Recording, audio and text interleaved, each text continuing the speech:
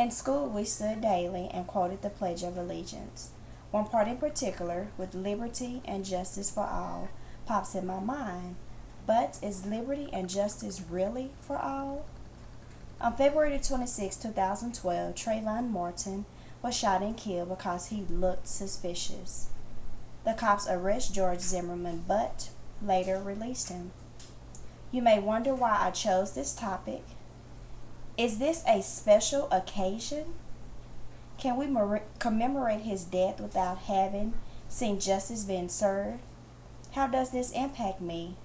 And my response would be, this is a special occasion because it is an example of injustice and the ability for people to stand united to make sure that what is wrong, regardless of one's color, skin, is prosecuted.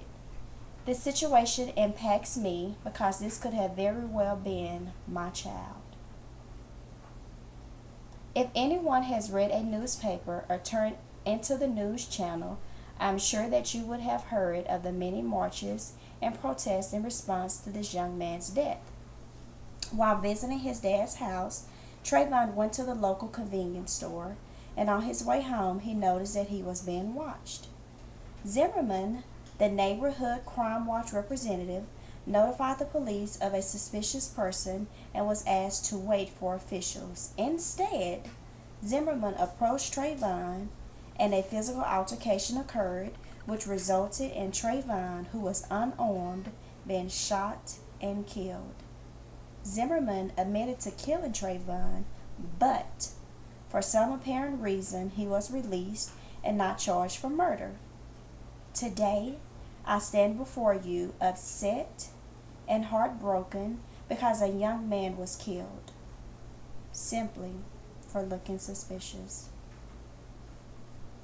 Was he killed because he had on a hoodie? Because he looked out of place? Or was it simply because of the color of his skin? Because there was never a mention of him breaking the law. Many involved in the marches say that this was racism, a social injustice, and a complete and utter failure of the Florida Police Department. But I believe that if we continue to stand up and protest for what is right, then justice will be served. Not too long ago in America, Dr. King and many others fought to get equality, and today we are still fighting. Even though he spoke this back in 1955, I still believe that the words of Martin Luther King is relevant, and I quote, "You know, my friends, there comes a time when people get tired of being trampled by the iron feet of oppression. If we are wrong, the Supreme Court of this nation is wrong. If we are wrong, the Constitution of the United States is wrong. And if we are wrong, God Almighty is wrong. If we are wrong, Jesus of Nazareth is merely a utopian dreamer that never came down to earth. If we are wrong, justice is a lie. Love has no meaning. And we are determined here in Montgomery to work and fight until justice run down like water and righteousness like a mighty stream. Even though this event may have opened up some past wounds, I believe that justice will be served. We shall overcome, and George Zimmerman will be convicted for murder." To everyone under the sound of my voice, I'm here to let you know that we are not wrong. Trayvon Martin was not wrong. We are right.